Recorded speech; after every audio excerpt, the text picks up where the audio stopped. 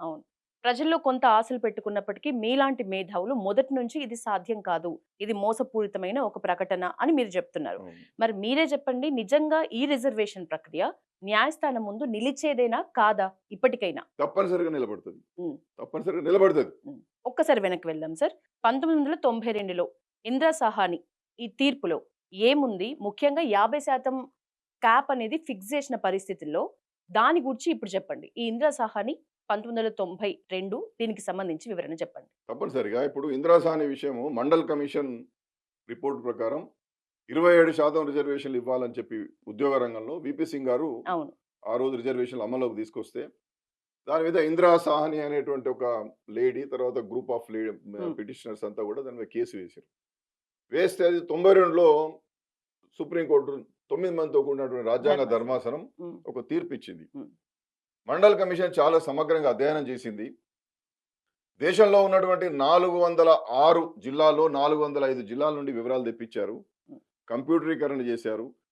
దేశంలో ఉన్నటువంటి నిష్ణాతులైన నిపుణులను ఇన్వాల్వ్ చేసి చాలా గొప్పగా హ్మ్. ఆ బ్యాక్వర్డ్‌నెస్‌ని రుజువు చేయగలిగారు. హ్మ్.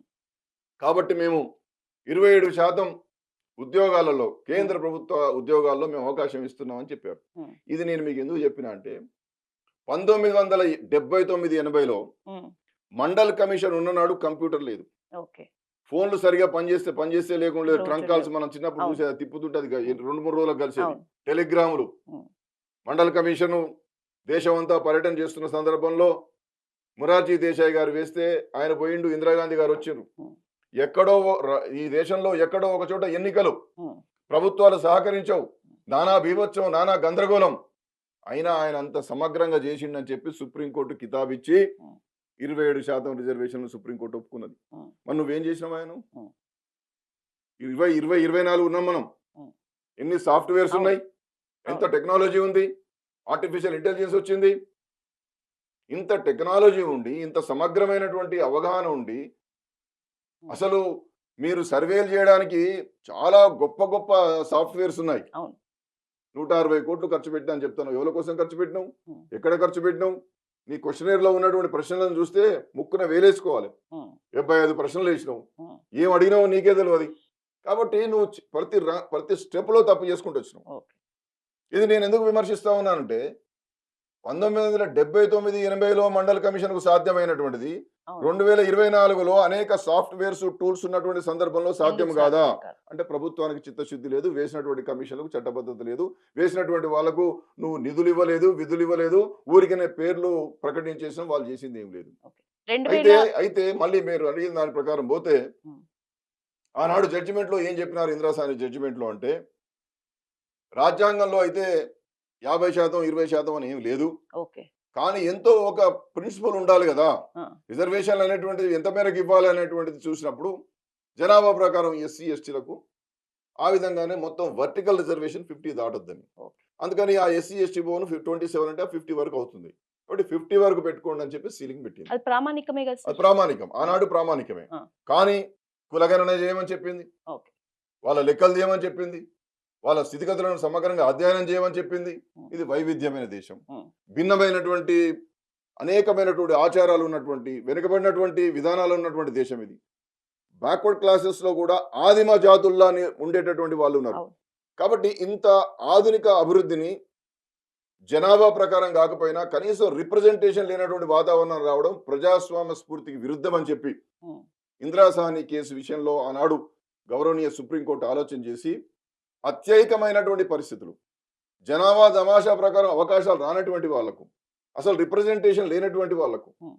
ప్రొపోర్షనేట్ గా ఏ అవకాశాలు రానటువంటి వాళ్లకు, ఇనడక్వసీ ఉన్నటువంటి వాళ్లకు హ్మ్. మీరు గణాంకాలు గనక సమగ్రంగా చేయగలిగితే 50% దాటవచ్చని సో, చెప్పింది. అసాధారణ పరిస్థితుల్ని ఎస్, చూపించగలగాలి. హ్మ్. అసాధారణ పరిస్థితులను నువ్వు చూపించగలిగితే దాటవచ్చని చెప్పింది.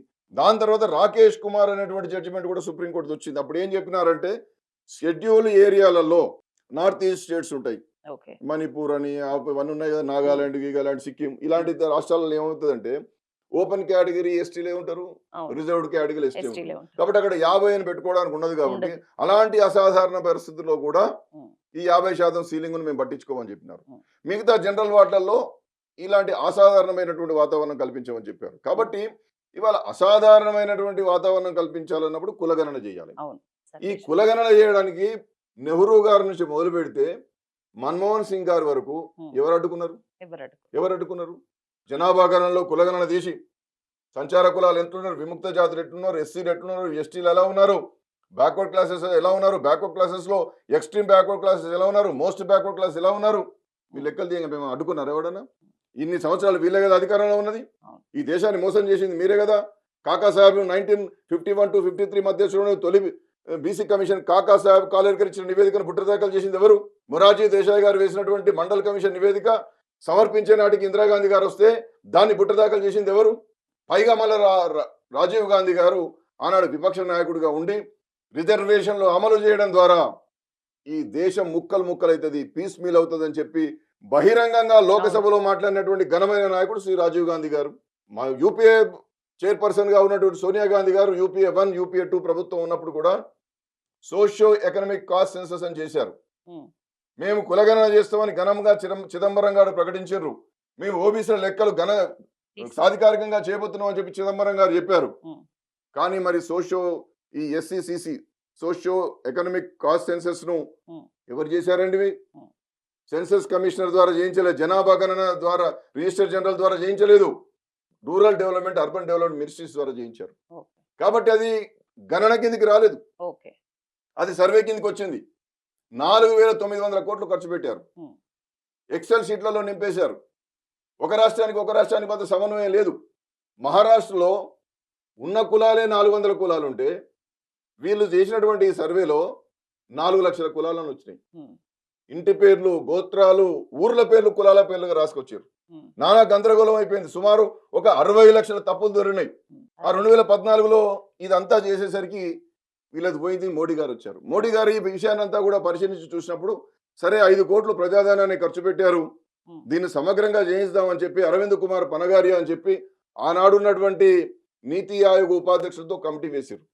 ఆయన సమగ్రంగా చూసి దీన్ని ఏమీ చేయలేము, రోజుకు 12 గంటలు 365 రోజులు చేసినా దీన్ని పరిష్కరించలేను, ఎక్సెల్ షీట్లలో పెట్టారు, ఎక్సెల్ షీట్లలో వివరాలు ఏవి లేవు, అన్ని తప్పులు ఉన్నాయి, ఏ రాష్ట్రానికి ఏ విధంగా అడగాలనేది కూడా దీనిలో నామోదే లేదు, కాబట్టి నేను చేయలేనని చెప్పి అరవింద్ కుమార్ పనగారియా గారు కూడా ఆయన చేతులు ఎత్తేస్తే ఎట్టకేలకు కేంద్ర ప్రభుత్వం సోషల్ జస్టిస్ మినిస్ట్రీకి సంబంధించిన సెక్రటరీ గారు ఏం చేసినారంటే ఇది దేనికి అఫీషియల్లీ అన్యూజబుల్, ఇది దేనికి పనికిరాదని చెప్పి సుప్రీంకోర్టుకి ఇచ్చినటువంటి అఫిడవిట్ లో చెప్పారు.